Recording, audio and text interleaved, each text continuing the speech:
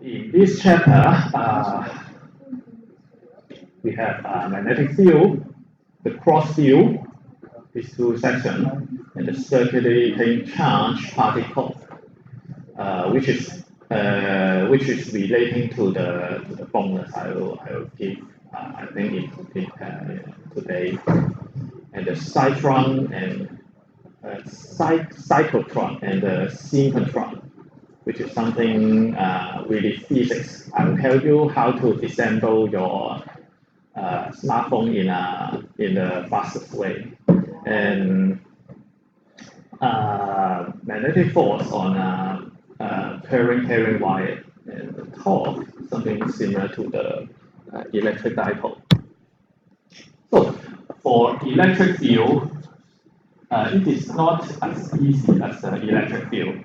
For electric field, at the very beginning, we mentioned that, as long as we have electric field and then we have a charge, then the electric field will have a force on the charge, and then it will accelerate something like that. For the magnetic field, it also has a force, but the direction of the force is not the same as the magnetic field. This is the most annoying part. And so for here, a magnetic field can be defined to be a vector quantity that exists when it exerts a force Fb on a charge moving with the velocity v.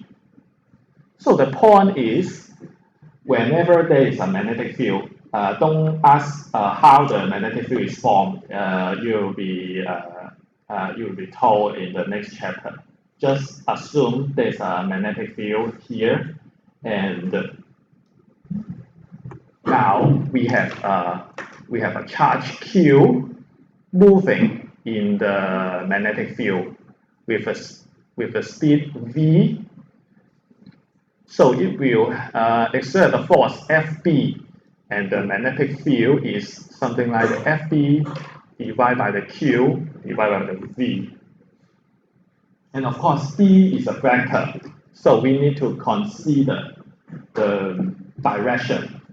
And this is the most difficult part. And if we write in a vector form, Fb will be Q times V cos B. Cross is the outer product, or we can call it cross. So you really need to use the right-hand rule to determine the direction between VB and FB. And this force, we can call it the Lorentz force.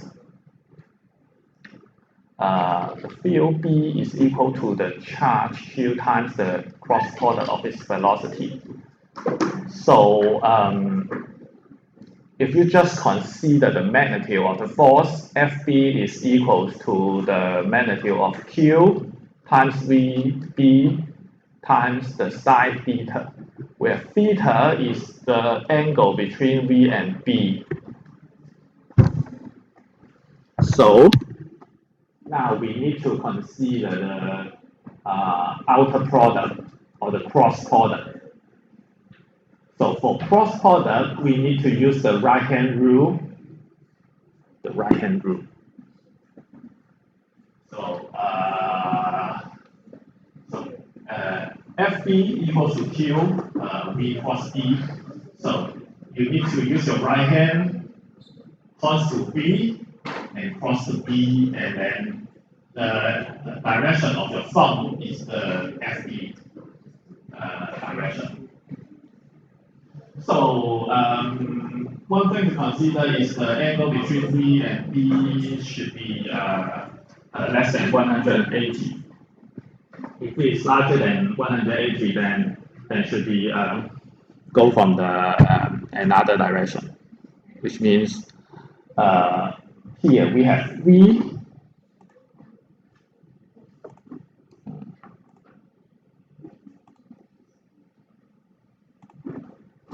So here we have V E like this, and this is the angle. So when you have a right-hand rule, something and the angle phi is smaller than 180. So V cos B should be pointing upward. However, if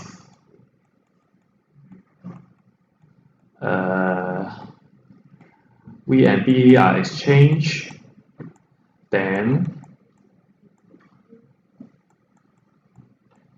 FB should be pointing downward, which means V cross B should be pointing downward.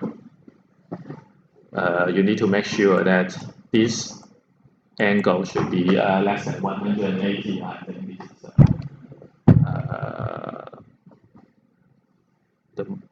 the only tricky part here. E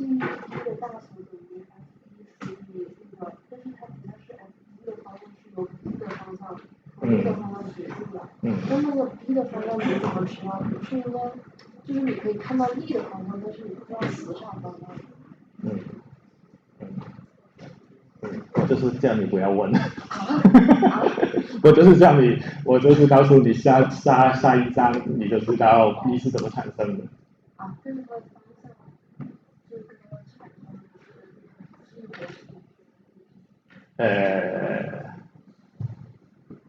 到时候你就知道了。你就假设它是一个均匀的电so up to now you assume you have a uniform magnetic field and don't ask how does it come from.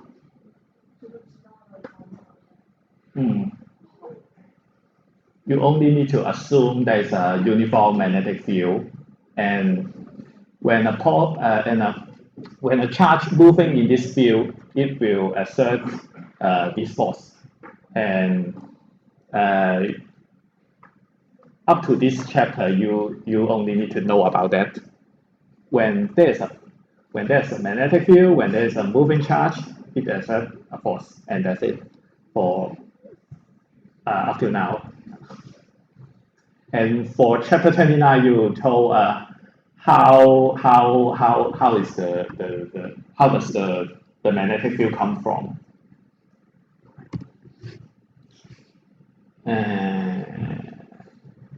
Okay. So for magnetic for outer product, I'm not sure whether how you learn in the math, but actually I can just tell you something. So for V cos B,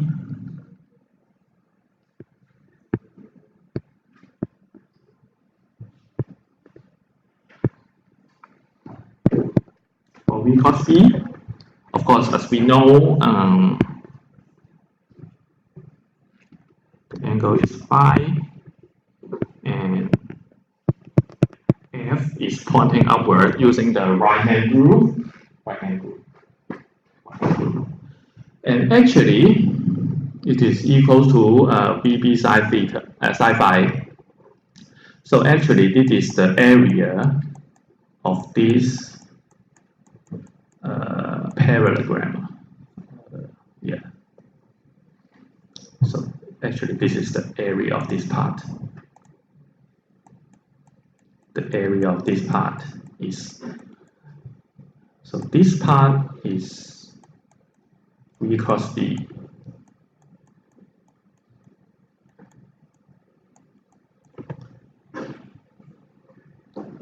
And for inner product,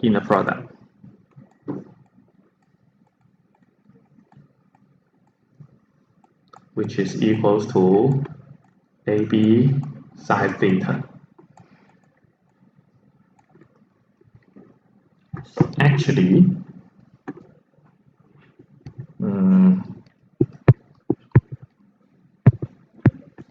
whenever you have A and B, it is something like the projection of B B to A. So this part is B side theta.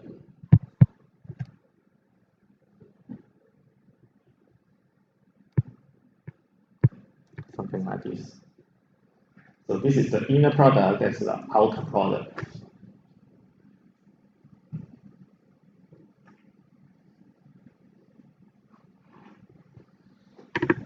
Okay. So for this one, we have a checkpoint. Well, the force Fb acting on a charged particle moving with velocity v through a magnetic field B is always perpendicular to V and B.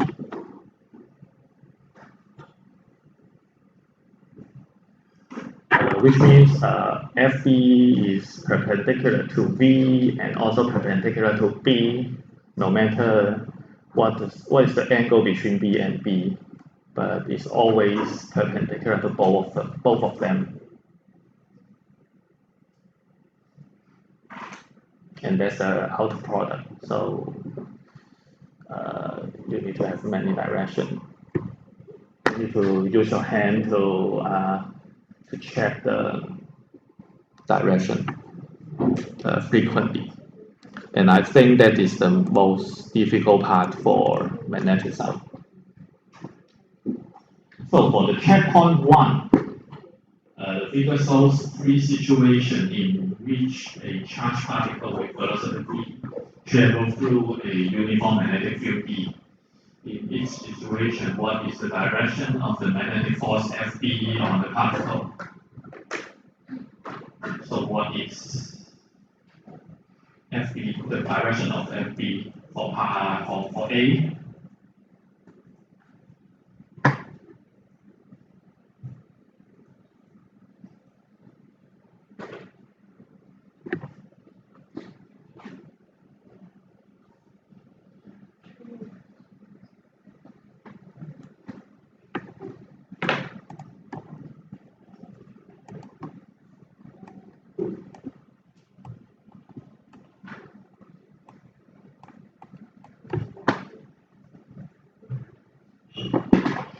So who can answer for question A?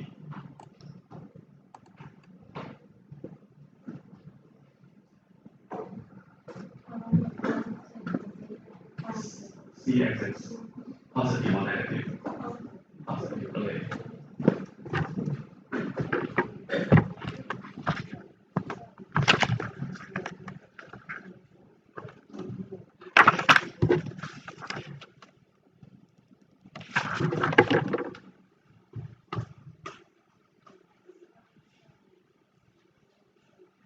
So how about B?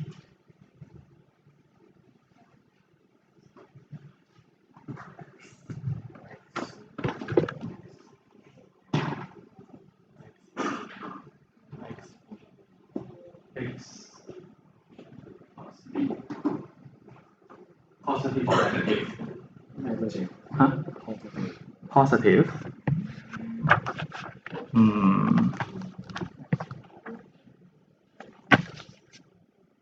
Negative. Okay,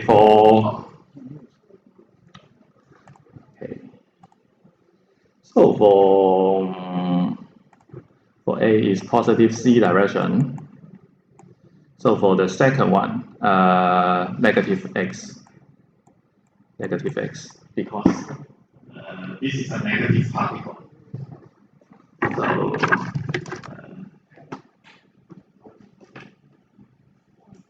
So how about C? 没有。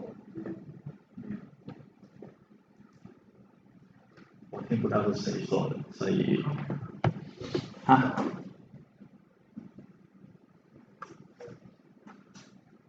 你多少？啊。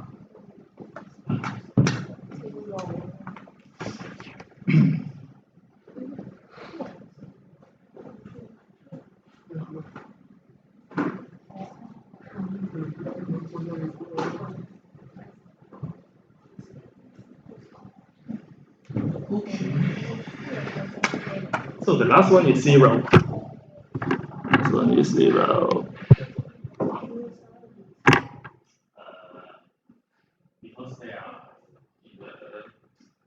direction. So sine 180 degrees 0.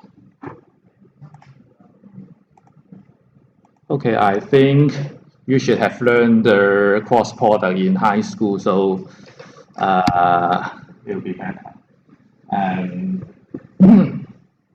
so for this page, it's about the magnetic field line, which is similar to the electric field line as I present in chapter 22. So actually, it's something similar. Field line as we did for electric field.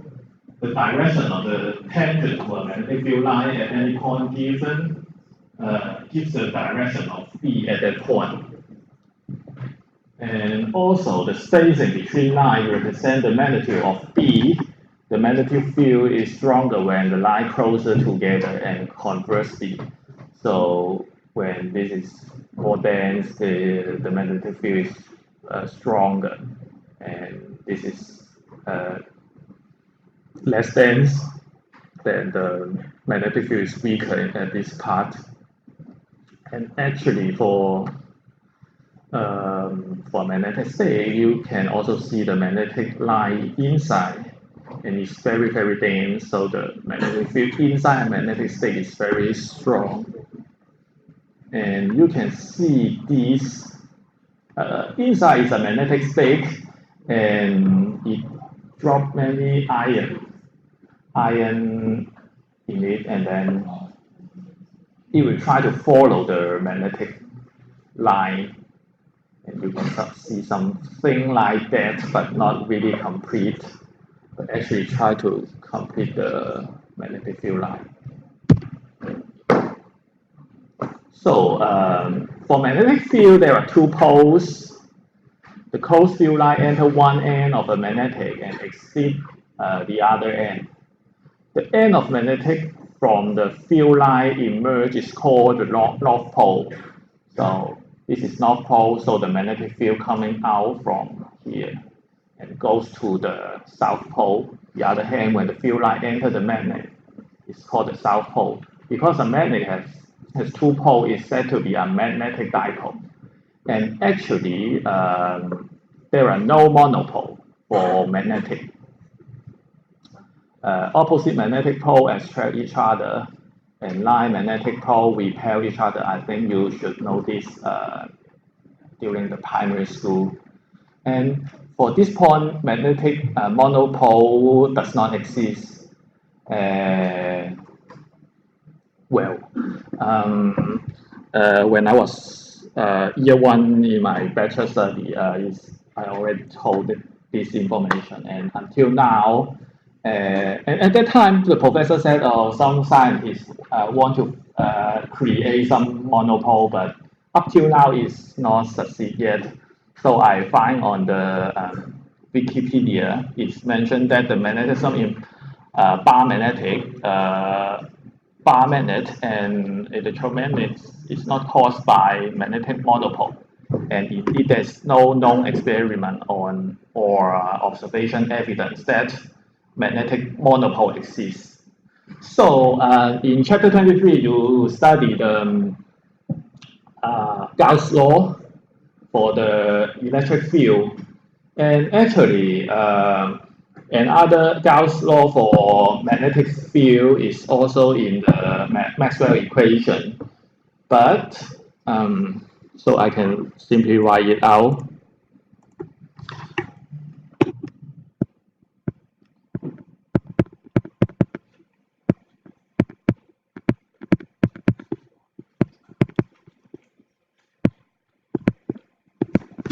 So for the Gauss law for electric field, you have the electric flux times the epsilon zero equals Q enclosed. But for the Gauss law for the magnetic field, it is zero because you have no magnetic dipole. So within the Gaussian surface, you will not have, I'm not sure mu zero should be on top or at the bottom, but actually it is not valid one in this case because this one is 0, this one is 0. Because as we know, when you try to break the magnetic state, it will become something like NS.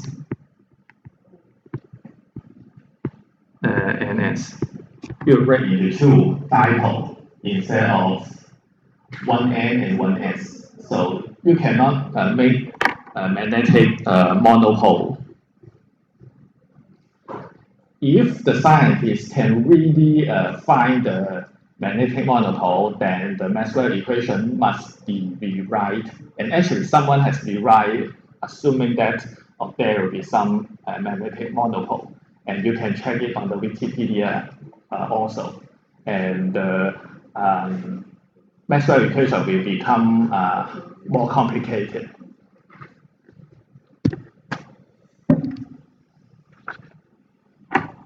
So for sample problem.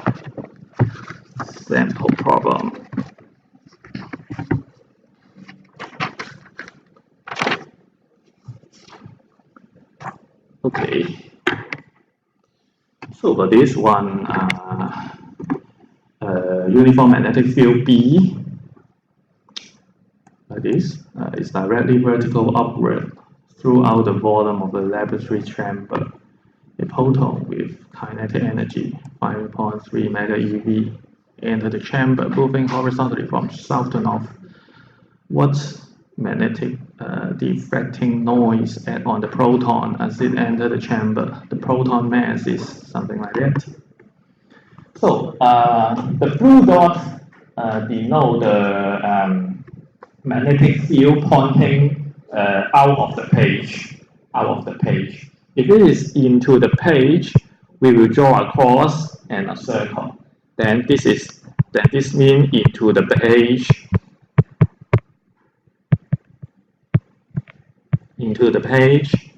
This is out of the page.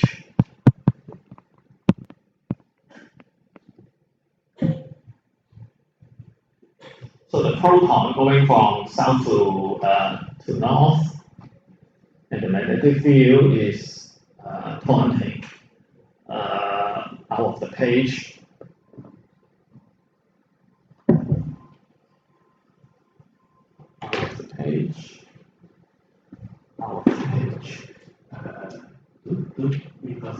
So B is pointing outward, B is pointing out of the page, so because FB should be pointing to the right.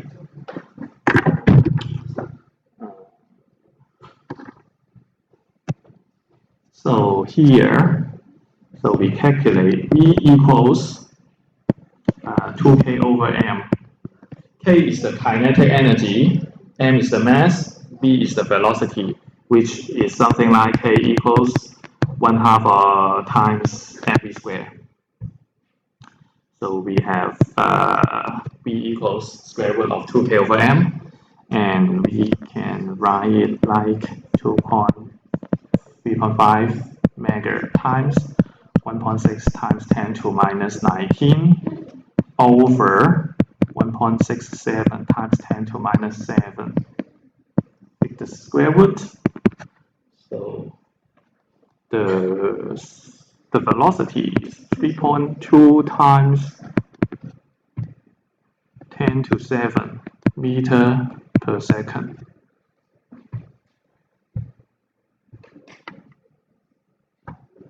And FB is QVB psi phi.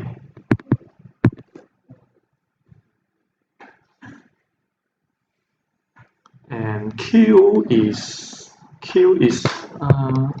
a proton, so it is 1.6 times 10 to minus 19.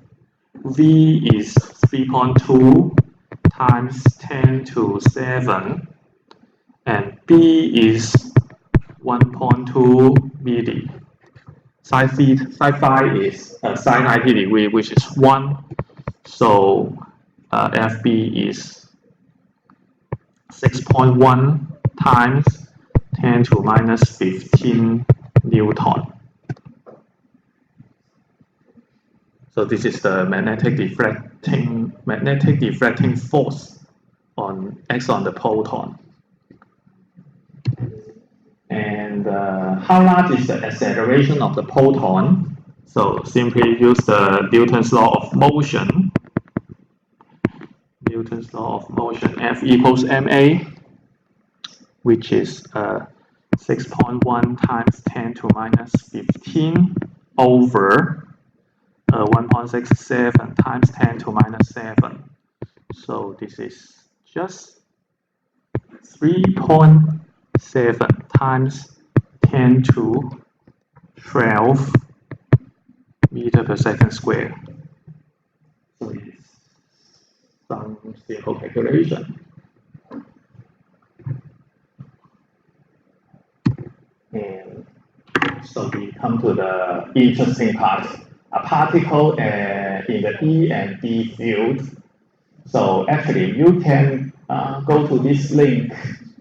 You can go to this link.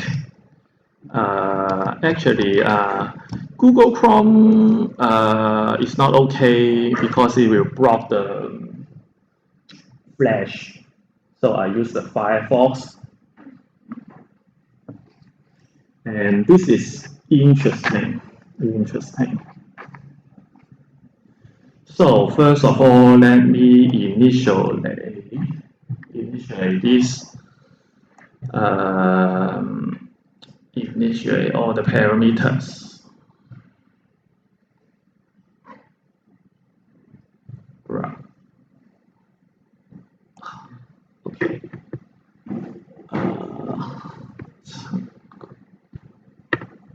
Positive charge 7. Okay. Okay.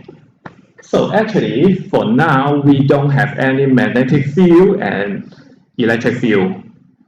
So there's only a charge with 7 VDK.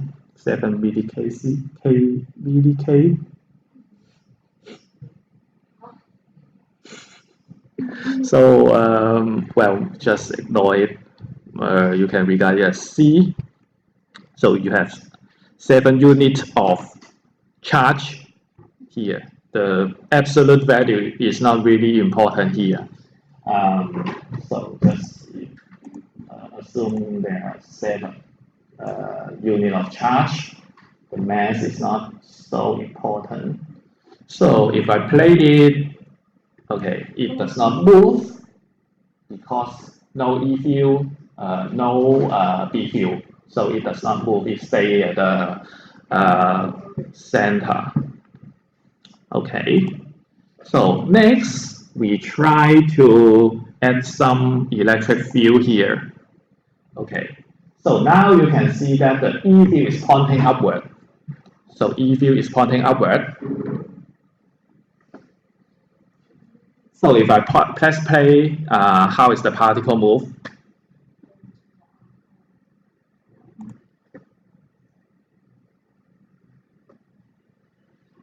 Ooh. So next, I reset the electric field to 0. 0, 0, 0, 0. Okay, so I make it some magnetic field.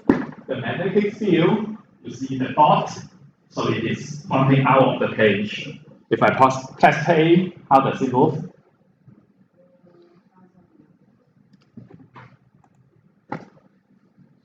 Sure, it does not move because the particle does not move. So there's no force acting on it. So next, we try to add some speed to the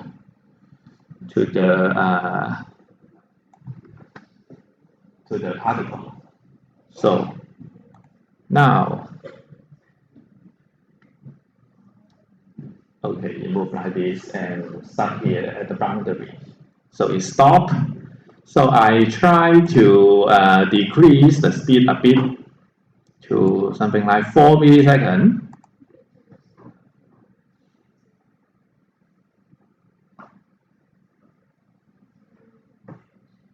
So actually, it moves like this. So actually, the bonus is related to this, and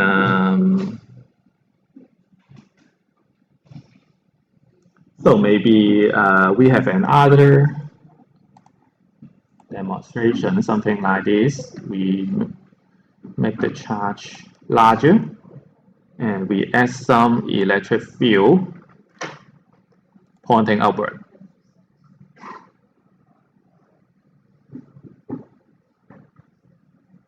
Something like this. So actually, it will move something like this.